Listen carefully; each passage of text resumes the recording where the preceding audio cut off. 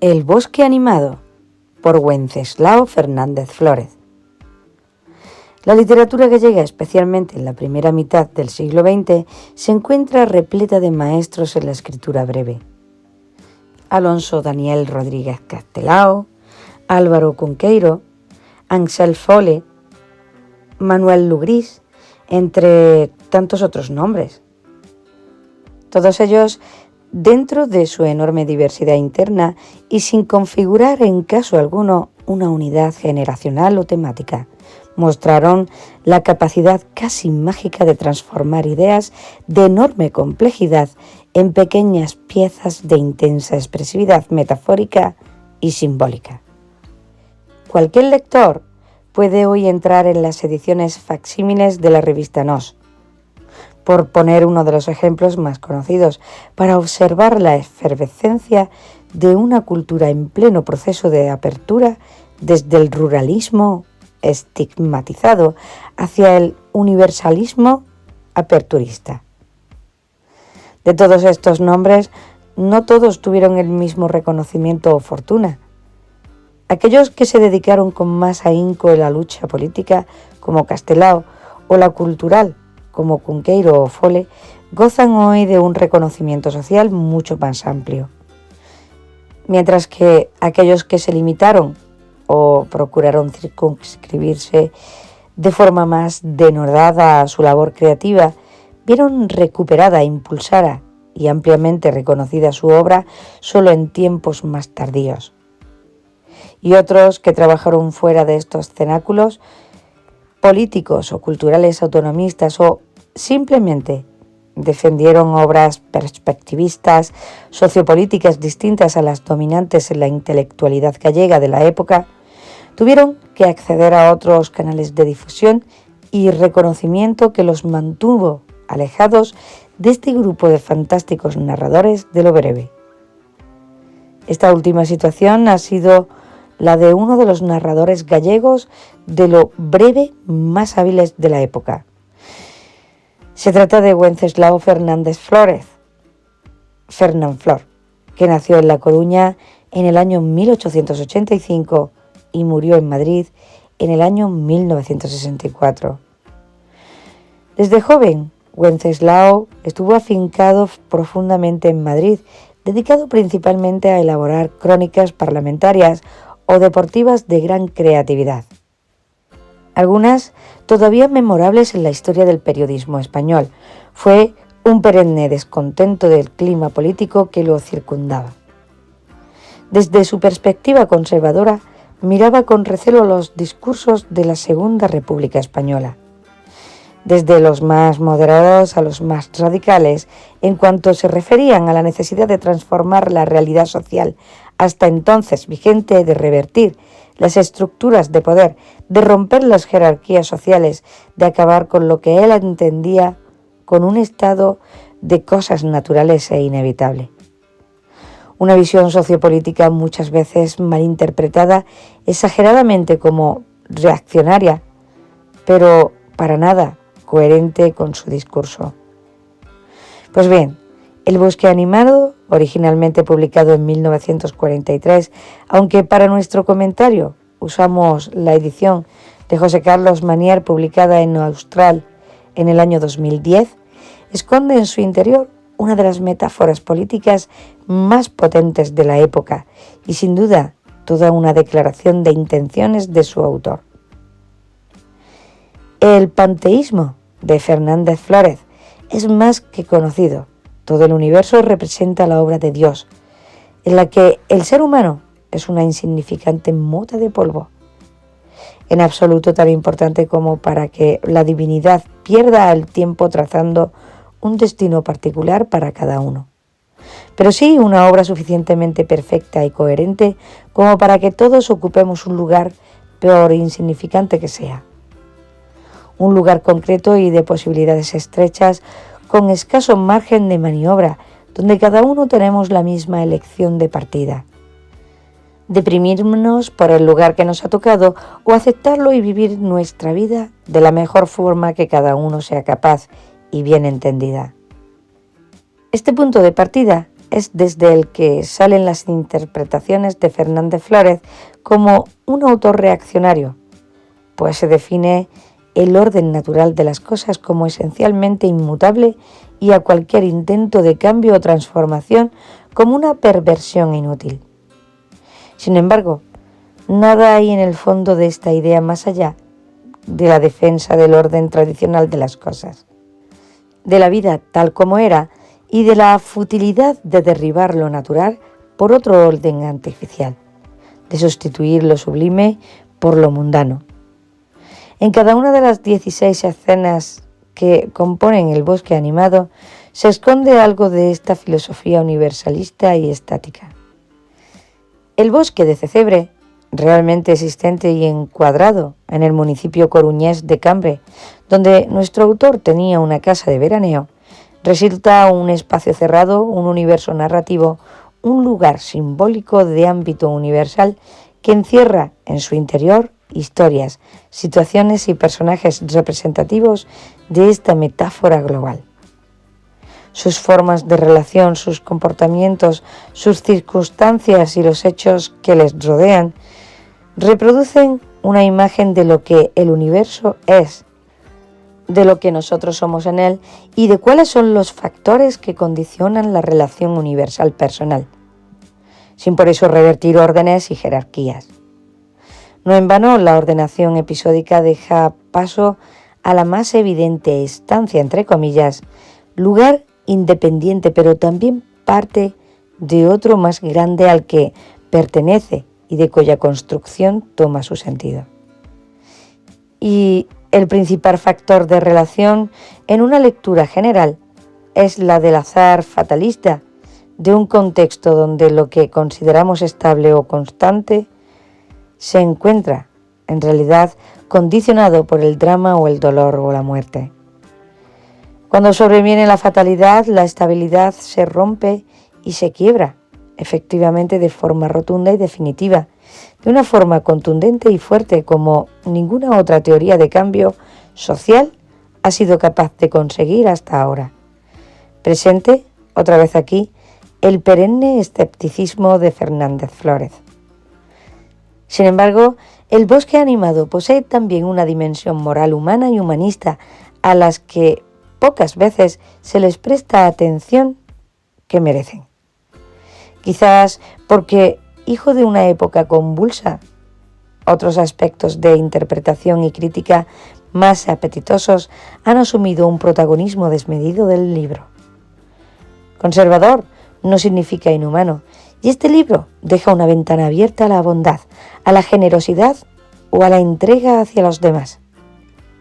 Con todo, estas características no dejan de ser excepcionales en un mundo humano criticado desde la fábula de los animales, víctimas constantes de la especie que acabó con el dodo en Madagascar, sin venir a cuento y sin motivo, por simple capricho o voluntad asesina. Al final de este recorrido moral es precisamente donde comienzan las interpretaciones erróneas del bosque animado. ¿Cómo es posible que quien así piensa de la especie humana parezca apostar, sin embargo, por el estatismo social o por la jerarquía natural de las cosas, o, como los críticos más furibundos han afirmado, por el irremediable mecanismo darwiniano de la victoria del más poderoso frente al más débil? Aquí es donde la literatura de Fernández Flórez se tiñe de esa moral cristiana para que el fatalismo y la negrura de los pesimistas no es sino una fase, un exceso voluntario de un ser humano incompleto en cuanto se le desposee de una dimensión positiva a la que se le suele prestar escasa o ninguna atención.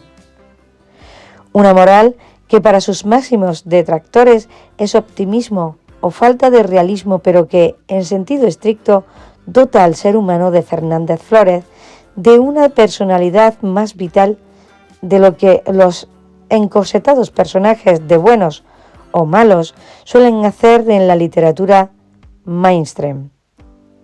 En cierta forma, esta personalidad viva y estos retratos complejos de escenas humanas perfectamente creíbles y reconocibles sean lo que, a pesar del tiempo y las muchas críticas vertidas, hace del Bosque animado un libro inolvidable de la literatura española. Quizá uno de los pocos clásicos modernos de la década de 1940. Las versiones cinematográficas o las reediciones pueden ser un síntoma, pero no hay mejor prueba que su lectura, pues cada lector que ha abierto sus páginas y se ha sumergido en ellas, aquella experiencia es para siempre un hermoso recuerdo grabado a fuego. Se trata de esta manera de una buena descripción en un breve espacio. Es necesario pensar que en 70 años se da para mucho y el hombre sigue con sus luchas y la flora y fauna siguen resistiendo a pesar del hombre y sus agravios. El Bea sigue leyéndose en toda España y en muchos otros lugares, mientras que la obra de Castelao o de Cunqueiro queda reducida a Galicia. Por tanto, el tiempo pone también a sus literatos en el lugar que le corresponde a pesar de la discriminación por el sesgo político. El propio escritor dejó dicho que no era posiblemente su mejor obra, pero sí la que le daría mayor fama. Creo que El Bosque animado ha sido uno de los libros fundamentales de la España del siglo XX. Pero, ¿por qué leer El Bosque animado? Yo personalmente no soy experta en realismo mágico. Probablemente habré leído 6 o 7 obras conocidas de este género en toda mi vida de lectora. Hoy, pues quizá no te voy a hablar de Laura Esquivel, ni de Juan Rulfo, ni de Isabel Allende. Hoy te voy a hablar de Galicia, de la Santa Compaña, de una obra que podría considerarse el origen del realismo mágico tal y como hemos conocido hasta ahora.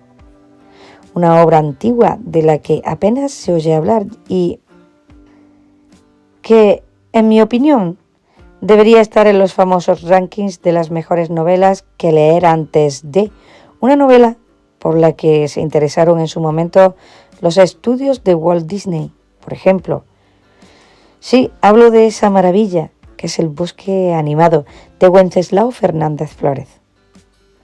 El Bosque animado fue escrito en el año 1943 y es una absoluta joya literaria. Una novela en la que desde sus primeras páginas te deja sin palabras ante tanta belleza narrativa. Un homenaje a la naturaleza y a la lucha y el respeto que se deben el hombre, las plantas y los animales cuando se debaten en igualdad de condiciones. Una fábula en la que el autor te hace sentir en la piel de esos árboles, esa fraga susurrante de la maravillosa tierra gallega.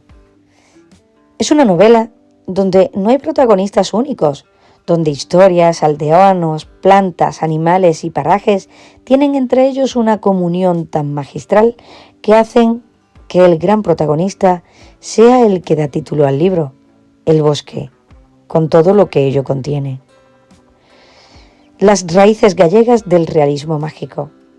Se ha hablado mucho de que el realismo mágico de García Márquez está inspirado en la obra de autores gallegos, como por ejemplo Fernández Flórez o Valle Inclán. Creo que se han hecho estudios sobre el tema. Si yo os pongo este fragmento, ¿qué opináis? Este fragmento dice así: una noche en que la inquietud le había arrojado de su guarida llevándole a vagar cautelosamente por lo más intrincado de la fraga, tuvo una visión que le llenó de pavura. Por entre robles y castaños siguieron las sinuosidades de una vereda casi cubierta por los tojos. Vio avanzar un fantasma. Era un fantasma enteramente igual a cualquier otro fantasma aldeano. ¿Verdad que si dijera que lo que había escrito Gabriel García Márquez te lo habrías creído a pie juntillas? Pues no, es un extracto del Bosque animado. Probablemente la conexión entre estos autores esté en Tranquilina y Guarán Cotés, abuela e inspiradora de Gabo.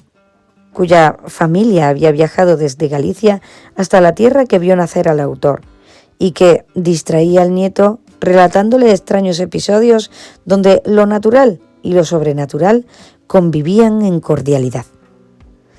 Según dijo el autor en una entrevista, lo que más influye en mi obra es mi abuela gallega por su forma de contar las historias y tradiciones.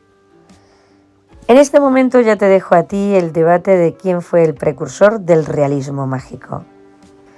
Para completar este comentario sobre el bosque animado, personalmente te recomiendo encarecidamente que veas dos películas. En primer lugar, la dirigida en 1987 por José Luis Cuerda, basada en la obra del mismo nombre del escritor gallego Wenceslao Fernández Flórez. El rodaje de la película se llevó a cabo en la localidad coruñesa de Sobrado. Alfredo Landa y Fernando Rey son algunos de sus intérpretes. Esta recibió varios premios Goya en una obra maestra de dirección e interpretación. Y la otra versión es con la que he pasado unos buenísimos momentos junto a mis hijos. Puedes verla con los más pequeños y te servirá para acercarlos a esta obra. Se trata del bosque animado Sentirás su magia, de Digra Films. Fue el primer largometraje de animación elaborado íntegramente en 3D, fuera de Estados Unidos, y ganador de 2 premios Goya. Se estrenó el 3 de agosto de 2001. Fue preseleccionado para competir por el premio Oscar a la mejor película de animación, siendo así la primera película española en haber logrado este reconocimiento. ¿Te hacen falta más razones para leer El bosque animado? ¿De verdad vas a dejar pasar la oportunidad de sentir el susurro de la fraga? No, creo que ahora mismo me has dejado hablando sola y estás buscando en tu biblioteca o librería más cercana un ejemplar de esta maravillosa obra. El bosque animado, mágico y real.